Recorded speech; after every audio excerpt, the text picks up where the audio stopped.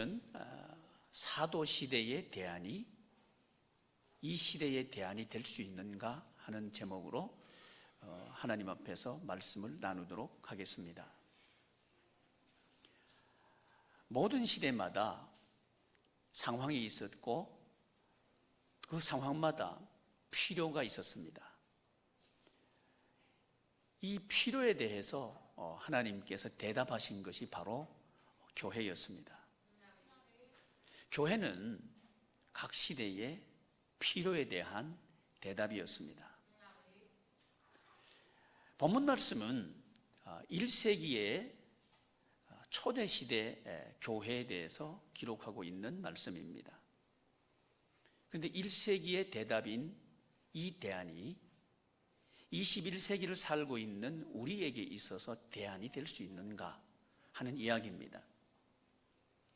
이 질문에 대해서 대답을 하려고 하면 1세기의 시대적인 상황과 또 정치적인 상황, 그리고 경제적인 상황, 그리고 교회의 상황을 우리가 이해를 할 필요가 있습니다. 왜냐하면 1세기의 대답인 초대교회가 21세기 지금 우리 시대의 교회의 대안이 될 수 있는가 하는 것을 살피기 위해서 그렇습니다. 그 당시에 정치적인 상황은 이스라엘이 로마의 속국으로 있었던 상황입니다. 로마는 당시에 팍스 로마나라고 하는 그 주제를 가지고 세계를 제패하고 세계를 로마화하는 데 관심을 가지고 있었습니다. 이런 시대에 이스라엘이 살고 있었던 당시의 이 지역적인 통치자는 네로라고 하는 사람이었습니다. 그런데 이 네로는 매우 기독교에 대해서 적대적이었고 또 로마에 큰 대화재가 일어났을 때 그 화재의 원인을 기독교인들에게 돌리면서 기독교인들을 화형도 하고 또 죽일 때에 양의 가죽을 입히고 개들이 우글거리는 곳에 집어넣어서 조롱거리 또는 놀이개감으로 그렇게 만들면서 조롱했던 그 인물이 네로라고 하는 황제였습니다. 이게 정치적인 상황이었습니다. 경제적인 상황은 우리가 이미 알고 있는 것처럼 이 베드로라고 하는 이 인물은 예수님의 수제자였음에도 불구하고 예수님께서 십자가에 처형을 당하고 나니까 신앙생활에 회의를 품게 되고 실망을 하게 되고 옛날 고기잡이 하는 생활, 그 생활로 돌아갑니다. 신앙생활 해도 별 소용이 없구나 하고 후회하고 회의하고 옛날 고기잡이 생활로 돌아갔던 신앙 상태였습니다. 교회적인 상황을 보면 교회의 지도자였던 대제사장들, 또 성도들에게 성경을 가르쳤던 서기관들, 이런 사람들이 예수님을 십자가에 못 박아 죽이는데 가장 앞장섰던 교회의 상황이었습니다. 자, 여러분, 저는 잠깐 초대교회 당시에 정치적인 상황, 또 지역적인 상황, 또 교회적인 상황, 개인적인 상황을 잠깐 말씀을 드렸습니다. 이런 시대에 이 사도행전 2장이 기록됩니다. 네로라고 하는 사람은 기독교인들이 모이면 찾아가서 핍박하고 찾아가서 끌고 와서 원형 경기장에 집어넣고 조롱거리를 만들었던, 그리고 사자나 맹수들의 밥이 되도록 만들었던 그 인물이 바로 네로라고 하는 사람인데요. 여러분, 이런 상황에서 지금 이 사도행전 2장을 보면 사람들이 모여 있습니다. 기독교인들이 모여 있습니다. 자, 이 상황, 여러분, 이렇게 핍박이 심하고 모이면 죽을 수 있는 이런 상황에서 모이는 것이 대안인가요? 이 질문입니다. 과연 모이는 게 옳은 건가 하는 질문이죠. 또 경제적으로 베드로가 아무리 밤새도록 그물을 던졌지만 한 마리도 고기를 잡지 못하는 이런 상황이었습니다. 이런 형편이 되면 여러분, 고기잡이 하러 가는 게 맞습니까? 아니면 여기 모여서 베드로의 설교를 듣는 게 대안입니까? 지금 우리는 베드로가 제시하고 있는, 베드로를 통해서 하나님께서 제시하고 있는 당시의 상황에 대한 대답을 듣고 있습니다. 이 대답이 과연 여러분 설득력이 있습니까? 모이면 죽을 수 있는데 모였다. 경제적으로 너무너무 어려운데 모였다. 이게 대안인가 이 말이죠.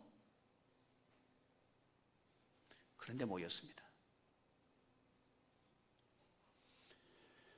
지금 이 시대는 꼭 1세기의 시대 상황과 교회 상황과 꼭 같다고는 그렇게 말씀드리기는 어려울 것 같습니다.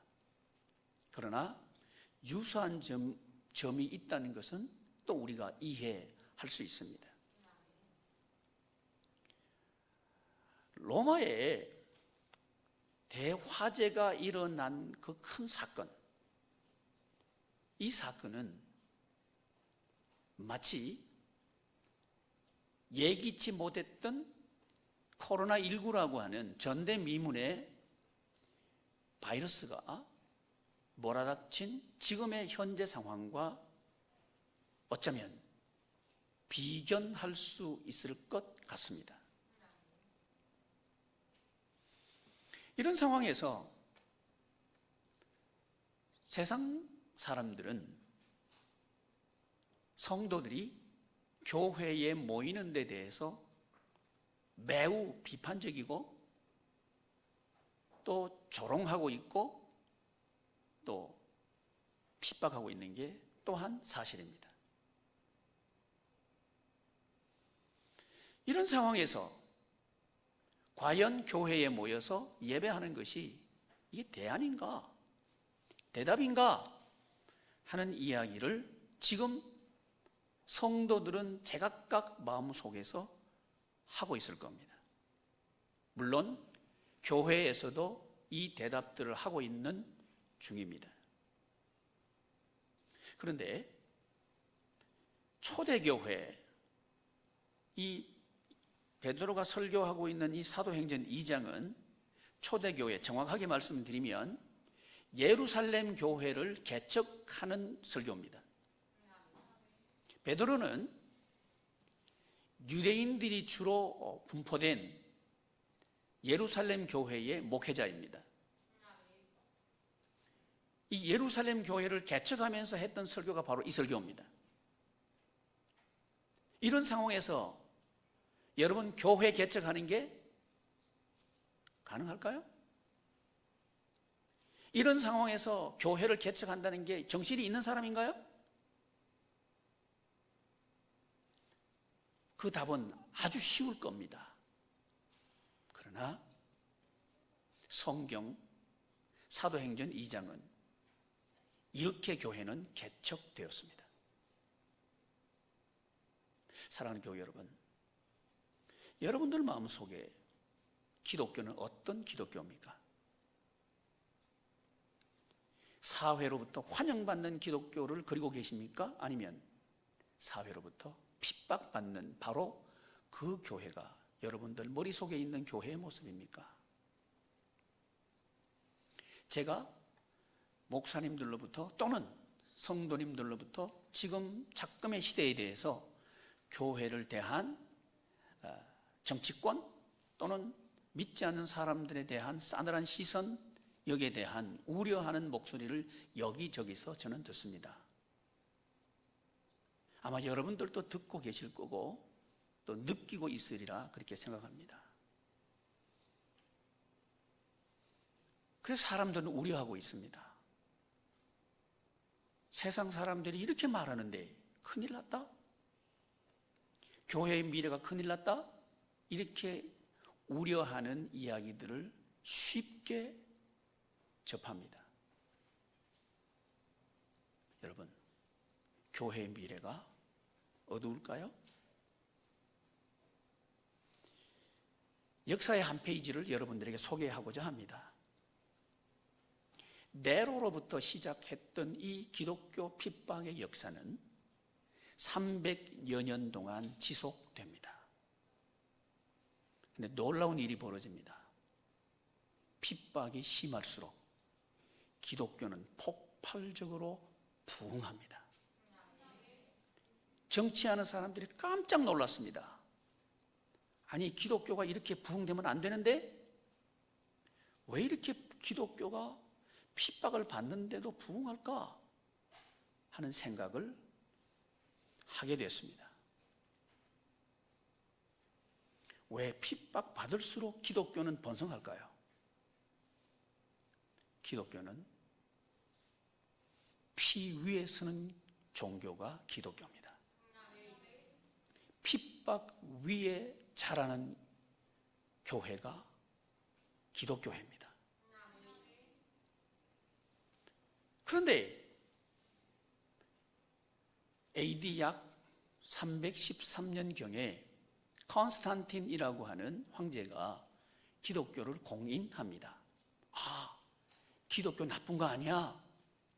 교회 다녀야 돼 하고 시각이, 교회에 대한 시각이 완전히 바뀌었습니다. 교회 다니는 사람을 개나 짐승처럼 취급하고, 그리고 잔악하게 살해해도 저건 당연한 거야, 이렇게 생각했던 그 기독교가 교회를 다니지 않으면 취직도 할 수 없을 만큼 시대가 바뀌었습니다. 사람들은 아마 이렇게 생각하기 쉽겠죠? 황제가 기독교를 공인했으니까 이제 기독교 전성기가 올 것이다, 이렇게 기대했을 가능성이 매우 높습니다. 그런데 결과는 정반대였습니다. 그때부터 기독교는 쇠락의 길로 들었습니다. 내부적인 부패가 왔고요, 외부적인 감소를 지속하게 됩니다. 사랑하는 교회 여러분, 1세기에 예루살렘 교회를 개척했던 이 베드로, 1세기에 예루살렘에 핍박이 있었고 피 비린내 나는 환란이 있었고 사람들은 두려워하고 있는데, 아니 누가 나와서 교회 나오겠냔 말이죠. 누가 교회 온다고 전도하느냐 이 말이죠. 근데 베드로는 길거리에 나섭니다. 아니 저 사람 어떻게 하려고 길거리에 나섰지? 네로에게 발각되든지 아니면 그 정치권에 있는 사람들에게 발각되면 사자밥이 될 수 있을 텐데 무슨 용기로 나섰을까? 무모하지 않는가? 이렇게 생각할 수 있었을 것 같습니다. 그러나 그는 나섰습니다. 그가 나설 수 있었던 힘의 근거는 어디에 있었을까요? 성경은 이렇게 우리에게 가르쳐 줍니다. 성령이 임하시면, 성령이 임하시면 내 증인이 된다. 내 증인이라고 하는 것은 예수님의 증인을 말하겠죠. 예수님은 십자가의 처형을 당하십니다. 그러나 죽음으로 끝이 아니었고 죽음으로 죽음을 정복합니다. 부활하게 된 거죠. 십자가로 죽음을 이겼습니다. 이 증인이 된다는 겁니다. 이 사실을 믿는 것이 저희고 여러분들입니다. 죽음이 끝이 아니고 영원히 산다 하는 이 사실을 믿는 것이 믿음이고, 이 사실을 믿고 사는 것이 부활 생활을 하는 거겠죠. 성령님이 오시고 난 뒤에 베드로의 힘의 근거는 소유에서 하나님으로 바뀌었습니다. 돈이 있으면 내가 무엇이든지 할 수 있어 했던 사람이 베드로였는데, 성령님이 오시고 나니까 성령님의 능력으로 예수님의 증인으로 살 수 있다. 죽음이 끝이 아니고 오히려 영원한 시작이다 하는 사실을 알게 됩니다. 그래서 그는 더 이상 무섭지가 않았습니다. 더 이상 죽음이 무섭지가 않았습니다. 더 이상 육신적인 죽음이 두렵지 않았습니다. 더 이상 육신적인 소유 없음이 부끄럽지도 않았습니다. 그는 달라졌습니다. 왜냐하면 근본이 달라졌으니까요. 사랑하는 교우 여러분, 이것이 1세기의 대안이 21세기의 대안이 될 수 있는 근거입니다. 성령님은 1세기에 역사하신 바로 그 하나님이시고, 지금 이 시대에 역사하시는 바로 살아계신 하나님입니다. 그 하나님께서 오히려 교회를 세우실 겁니다. 부패한 교회는 새롭게 할 거고요, 힘 잃은 교회는 힘을 주실 거고요, 뒤로 물러가는 교회는 앞으로 가게 할 겁니다. 그것은 그분이 하십니다. 이런 이유로 코로나19라고 하는 이 상황 속에서 아마 우리 성도님들도 많이 위축되어 있을 가능성이 높고, 아니 세상 정부가 하는 말이 맞는데 왜 교회에서는 예배를 드리는가, 이상하다, 이런 생각을 가졌을 가능성도 매우 높습니다. 사랑하는 교우 여러분, 베드로의 설교를 다시 한번 우리가 주목해 보기를 바랍니다. 베드로의 설교의 시작은 전도에서부터 시작합니다. 그리고 오늘 제가 봉독해 드린 나눔과 섬김이라고 하는 이 예수님께서 하신 5가지 사역을 사도행전 2장을 통해서 설교하는 중에 길게 또는 짧게 언급을 하면서 예수님의 하신 사역을 증언합니다. 이게 사도행전 2장이었는데, 이 증언은 예루살렘 교회를 시작하는 목회자 베드로의 목회 방향이었습니다. 예루살렘 교회는 어떤 교회가 되어야 하는가? 그 교회는 극복하는 교회다. 이 세상의 환난과 핍박, 그것 때문에 쓰러져 있고 또 낙심하고 있고 또 뒤로 물러가고 있는 이 사람들에게 다시 앞으로 가라, 다시 일어설 수 있다 하는 이 방향성을 제안하고 있는 것이 사도행전 2장입니다.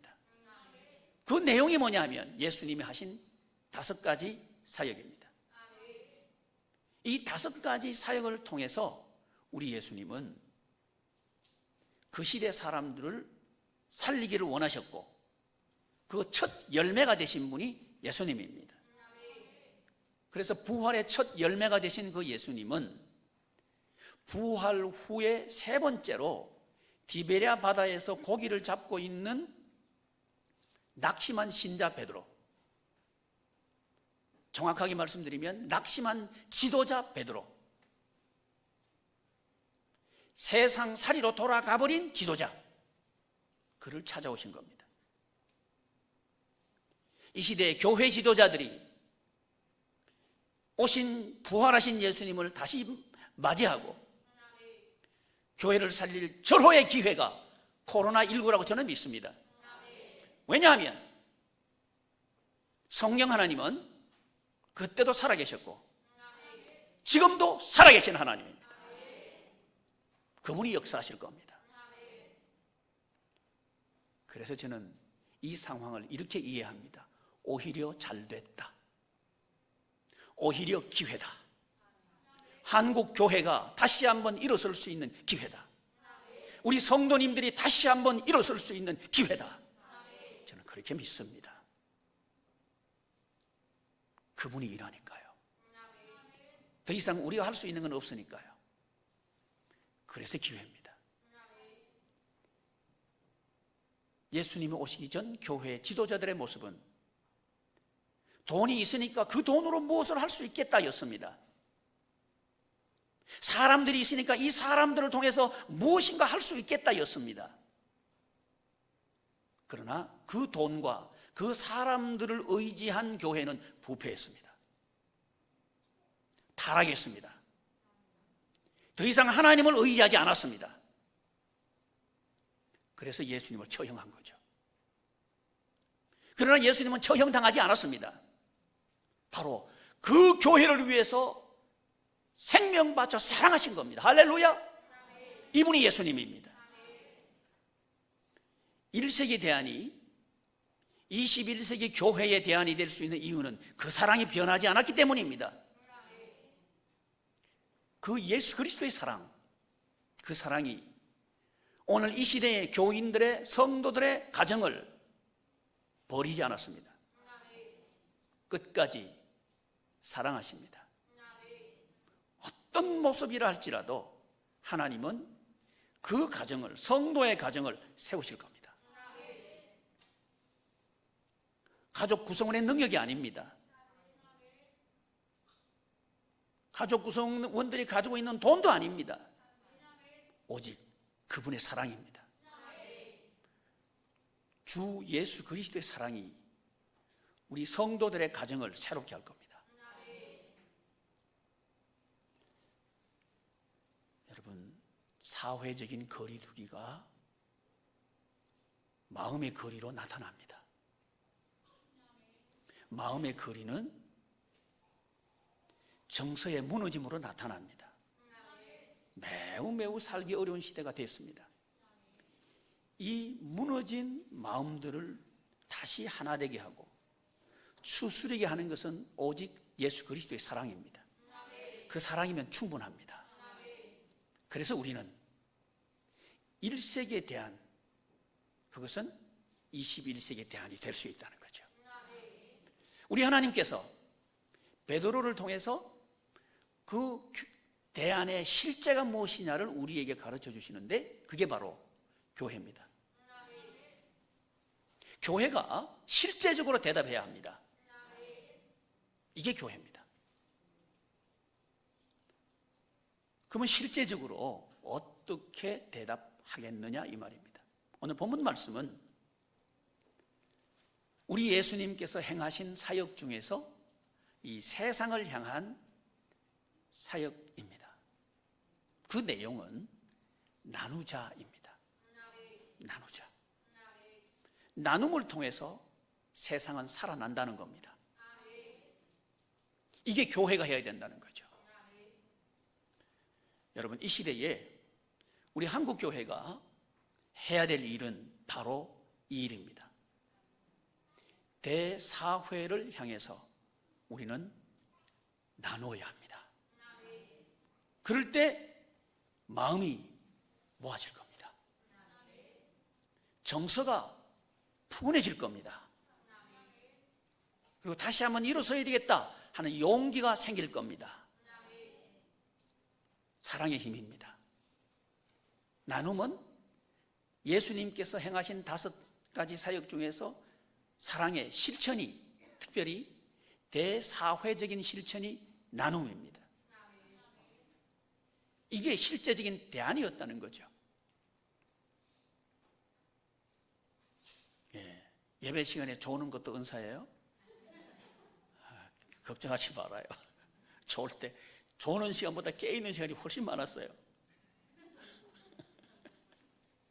여러분, 나눔, 이것이 우리를 바꿉니다. 우리는 무엇인가 나누려고 할 때 내게 있어야 나눌 것 아닌가 하는 생각을 합니다. 그러나 그 나눔은 사랑의 나눔이 아닙니다. 사람들의 마음이 좁혀지지도 않을 거예요. 왜 그런지 아셔요? 사람들은 이유 없이 무엇인가 받으면 의심합니다. 뭔가 있을 거야. 혹시 그런 생각 해보신 적 있나요? 이유 없이 누군가 나에게 호의를 베풀어요. 그러면 야, 저 사람 참 마음 좋다, 착한 사람이다. 1번. 2번은 왜 줬지? 뭔가 기대하는 게 있나? 약간 부담스러운데? 2번. 대답하지 마셔요. 속으로만 대답하셔요. 소유가 기본이 된 나눔은 진정한 하나됨을 가져오지 못합니다. 그러나 이 세상은 기본이 소유예요. 소유입니다. 그래서 있어야 나눌 것 아닌가 이렇게 생각하는 거죠. 그런데 하나님의 나라의 나눔은 그 기본이 소유가 아닙니다. 그럼 뭘까요? 뭐 있어야 나눌 것 아니에요? 그렇잖아요. 그런데 나누는데 기본이 소유가 아니라니 이해가 안 되잖아요. 이 부분이 해결돼야 됩니다. 그래야 우리의 삶은 완전히 새로운 삶으로 탈바꿈할 수가 있습니다. 2초 동안만 시간 줄게요. 소유가 기본이 아니라면, 근거가 아니라면 하나님 나라 나눔의 근거는 뭘까요? 성령님. 성령님이 근거입니다. 하나님이 주인이라고 하는 얘기입니다. 할렐루야. 이 이야기가 얼마나 큰 이야기인지를 여러분 이해하기를 바랍니다. 지금까지 우리는 내가 주인이었고 내가 있어야 나눌 수 있다는 개념이었어요. 그런데 세상은 나보다 강한 사람이 너무 많습니다. 그래서 우리는 실망했죠. 내게 뭔가 있어야 나는 뭔가 할 수 있다고 생각했습니다. 그러나 세상의 상황은 녹록하지가 않습니다. 매우 어렵습니다. 그래서 나는 할 수 없다. 내 먹고 사는 것도 어려운데 어떻게 나눌 수 있는가 하는 것이 대부분의 지배적인 생각이죠.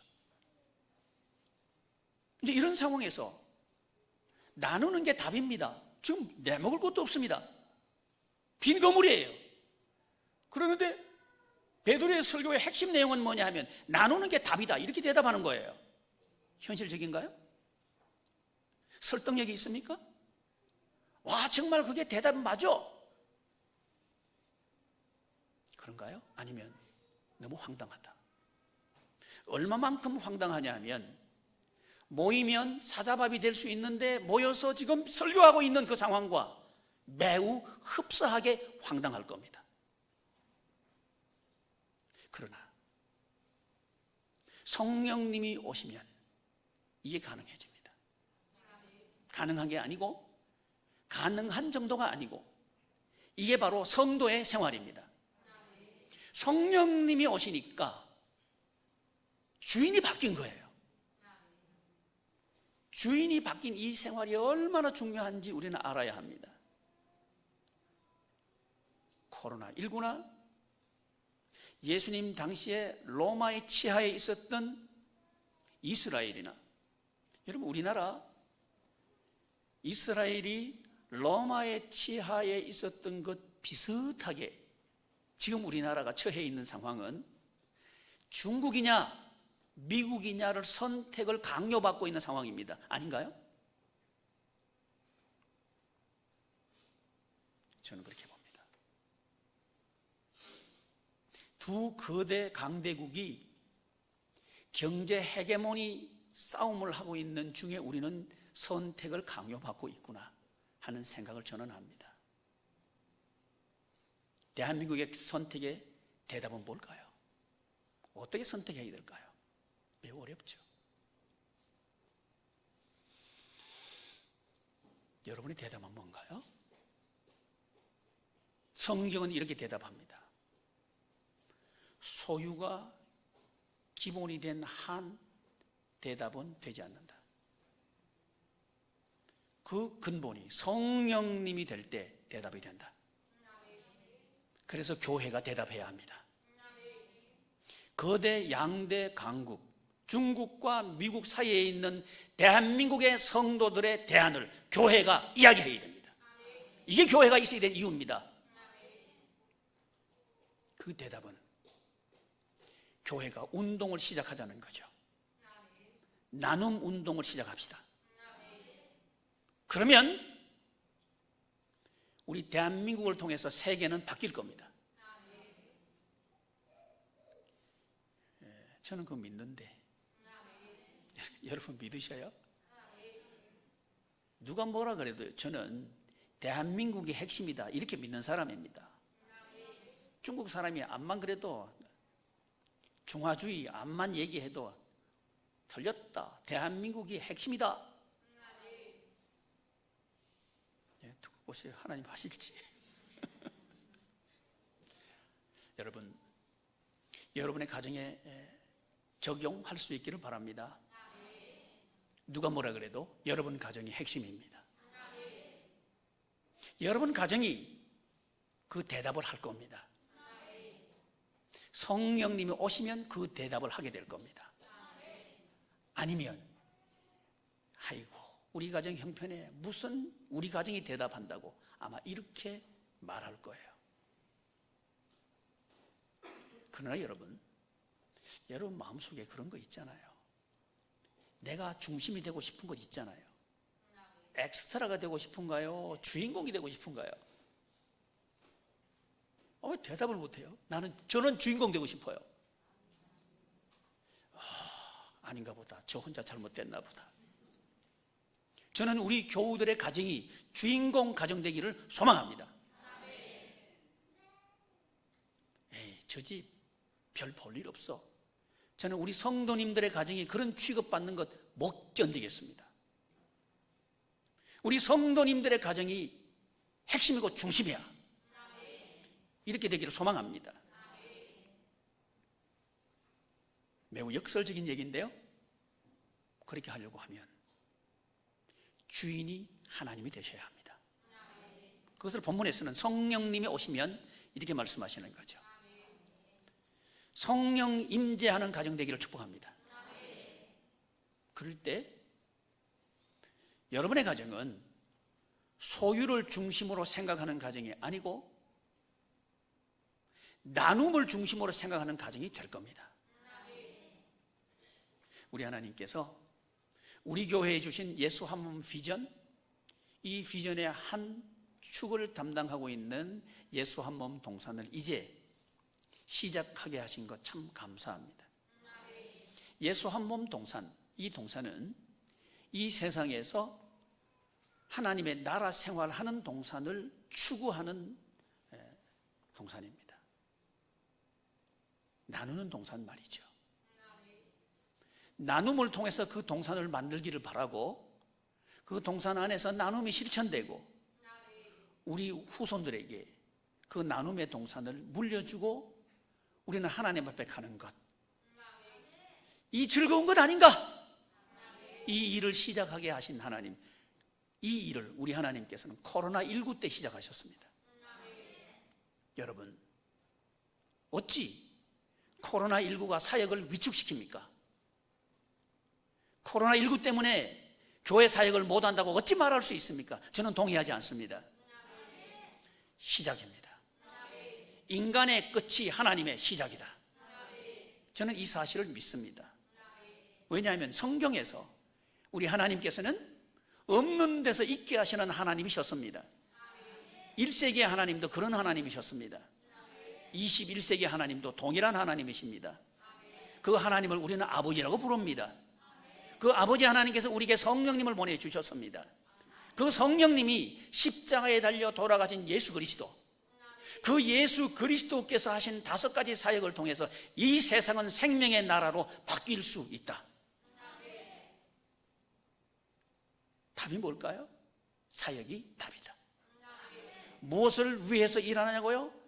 하나님의 나라를 위해서 일하고 그 일하는 자체가 하나님의 나라이고, 그래서 우리의 삶은 역동적이 되고, 우리의 가슴은 뛰게 되고, 우리는 꿈꾸게 되고, 우리는 그 꿈을 이루어나가고, 이런 멋진 인생을 펼쳐나가실 그분은 바로 1세기의 성령님이었고, 그 성령님은 21세기에 동일한 성령님이시고, 그 성령님께서 우리에게 꿈을 주시는 거죠.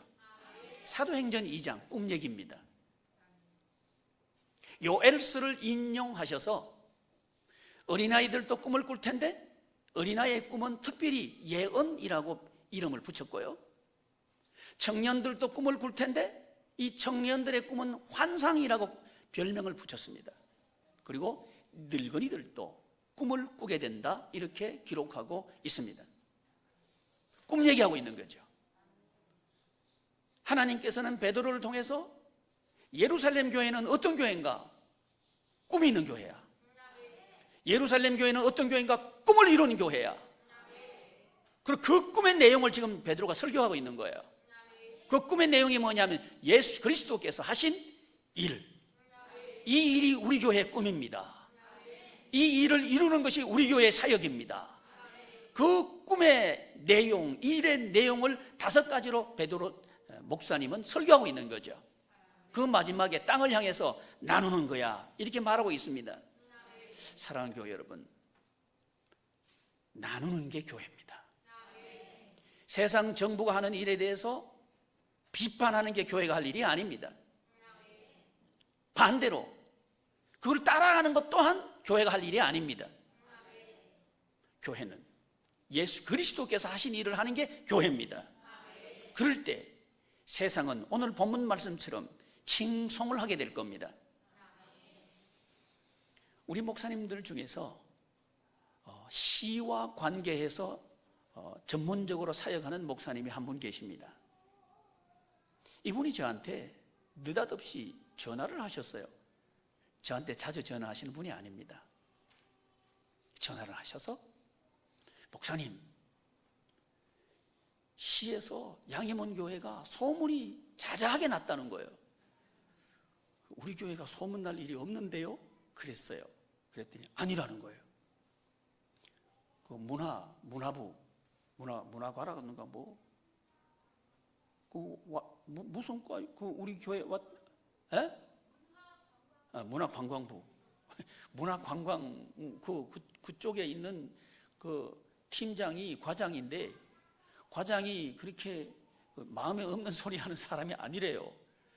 그러면서 감동받았다는 거예요. 그 부서에 있는 사람들이 우리 양해문 교회 때문에 다 감동받았다는 거예요. 왜요? 그랬더니 우리 교회가 부활절 되기 전에 그 우리 교회에 체크하러 왔던 그 팀장하고 과장, 그 2분이 그 이름을 적어놓고 전화번호를 적어놓고 가셨어요. 그래서 우리 교회가 그분들한테 꽃 바구니를 만들고 이쁘게 엽서를 써서 고마운 마음을 표시했어요. 이게 소문이 난 거예요. 아주 작은 일입니다. 그러나 세상은 감동할 준비가 되어 있습니다.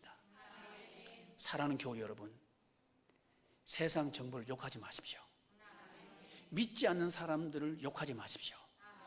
그분들은 기다리고 있습니다. 교회야 나누어다오. 나누는 교회의 모습을 보고 싶어 하는 거죠. 사랑하는 교회 여러분, 우리 그런 교회 되지 않겠습니까? 기도하겠습니다. 존귀하신 하나님,